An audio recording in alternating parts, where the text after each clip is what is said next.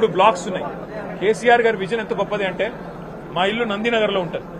ఆ నందినగర్ ఇల్లు పక్కనే బసవతారకం క్యాన్సర్ హాస్పిటల్ ఉంటుంది. కేసీఆర్ గారు రోజు వచ్చేటప్పుడు పోయేటప్పుడు చూసేది ముఖ్యమంత్రి కాకముందు. అక్కడ మొత్తం రోగులకు సంబంధించిన అటెండెంట్స్ అందరూ రోడ్డు మీద నించొని ఉంటారు, రోడ్డు మీద పడుకొని ఉంటారు ఆ ఫుట్పాత్ల మీద.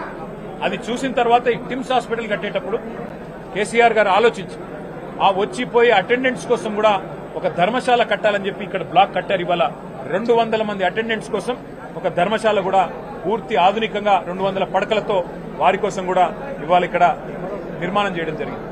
1200 కోట్ల రూపాయలతో ఈ నిర్మాణం నిజానికి కేసీఆర్ గారి ప్రభుత్వం ఉంటే 2 ఏళ్ల కిందనే అయిపోయేది. కానీ ఎక్కడ మాకు మంచి పేరు వస్తుందేమో అని చెప్పి కావాలని గుంజి ఇప్పటికీ మొత్తానికి సనత్ నగర్ ఈ షేప్కి వచ్చింది.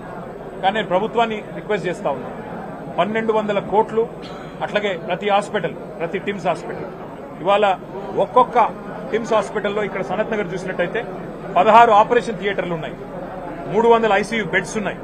అట్లాగే బ్రహ్మాండమైన క్యాత్ ల్యాబ్స్, బ్రహ్మాండమైన రేడియాలజీ, ఎంఆర్ఐ, సిటీ, ఎక్స్రేలు, అన్ని రకాల మరి ఫెసిలిటీస్ ఇక్కడ ఉన్నాయి.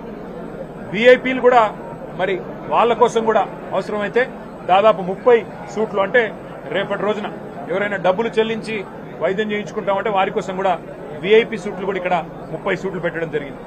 డయాలసిస్ విభాగం ఉంది కిడ్నీ సంబంధించిన వ్యాధులకు. అట్లాగే ఇంకా ముఖ్యంగా పరిశోధనలు జరగాలి.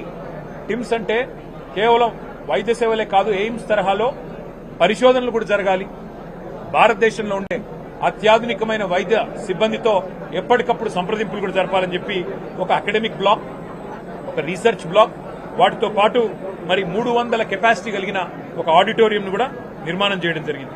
మరి ఇందాక నేను చెప్పినట్టు ఒక ధర్మశాల అటెండెంట్స్ కోసం, వారి కోసం కూడా విశాలమైన ప్రాంగణంలో 1000 కార్లు పట్టే విధంగా పార్కింగ్ వ్యవస్థ కూడా ఏర్పాటు చేయడం జరిగింది.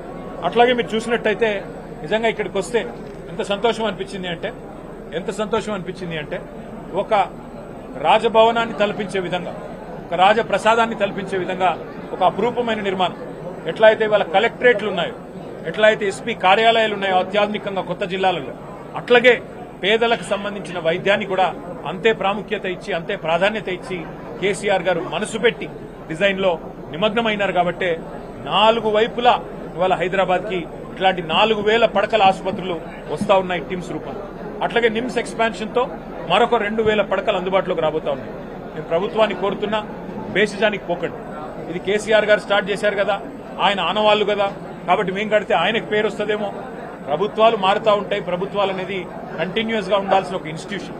కాబట్టి దయచేసి బేసిజానికి పోకుండా సనత్ నగర్ కానీ, అల్వాల్ టిమ్స్ కానీ, ఎల్బీ నగర్ కానీ, అట్లాగే ఎంజీఎం వరంగల్ కానీ, అట్లాగే నిమ్స్ ఎక్స్పాన్షన్ కానీ, టిమ్స్ గచ్చిబౌలి కానీ, వీటిని సత్వరమే పూర్తి చేసి అందుబాటులోకి తెండి పేద ప్రజలకి మరి అవకాశం ఉండే విధంగా వారు మరి కొంత చొరవ తీసుకోవాలని చెప్పి కూడా నేను ప్రభుత్వాన్ని కోరుతా ఉన్నాను.